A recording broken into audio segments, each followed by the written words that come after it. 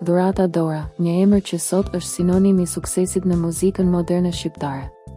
Por rrugëtimi i saj nuk ka qenë i lehtë nga një vajzë emigrante në Gjermani, në një yll që arrin miliona klikime e bashkëpunime me artistë botëror. Në këtë video do të tregojmë historinë e saj, të vërtetën pas buzëqeshjes, sfidat, pasionin dhe vendosmërinë që e çuan aty ku është sot. Dhurata Dora, emri i plot i së cilës është Dhurata Ahmetaj, lindi më 24 dhjetor 1992 në Nuremberg të Gjermanisë. Prindërit e saj janë me origjinë nga Kosova, por u larguan gjatë viteve të vështira për të ndërtuar një jetë më të mirë jashtë vendit. E rritur mes dy kulturave, shqiptare e gjermane, Dhurata që e vogël kishte një lidhje të fortë me artin. Ajo këndonte në aktivitete lokale, regjistronte video amatore dhe ëndërronte të bëhej një ditë këngëtare e njohur.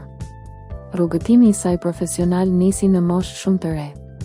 Në vitin 2011, ajo debutoi me këngën Vete kërkon, një këngë që tërhoqi menjëherë vëmendjen për zërin e saj ndryshe dhe stilin energjik. Pas saj erdhi Get Done, një këngë që e vendosi Dhuratën në qendër të vëmendjes.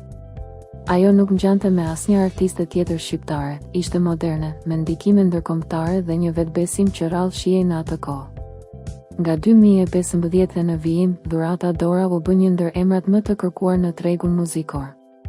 Këngë si A Bombi, Sonte dhe Jake Jake e kthyen në një ikon të rinisë. Por kulmi erdhi në vitin 2019 me bashkëpunimin ndërkombëtar Zemër me artistin francez Sol King. Kënga u bë hit global, me mbi 800 milion shikime në YouTube, dhe solli emrin e Dhuratës në audiencën ndërkombëtare.